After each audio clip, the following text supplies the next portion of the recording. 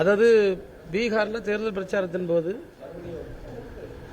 நம்முடைய அமித்ஷா அவர்கள் என்ன சொல்லுகிறாருன்னா, தீவிரவாதத்தை எல்லாம் நாங்கள் ஒழிச்சிட்டோம், காங்கிரஸ் கட்சியும் ஆர்ஜேடி போன்ற கட்சிகள் தான் தீவிரவாதிகளை உள்ளே கொண்டு வந்தாங்க பேசிட்டு இருந்தாங்க.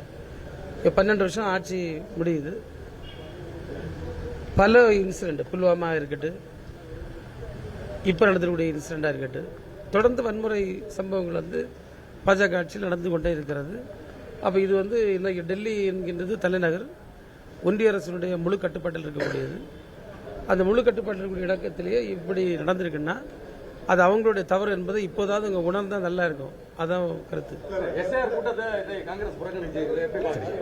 அது அவங்ககிட்ட கேளுங்கப்பா, எனக்கு என்ன தெரியும்.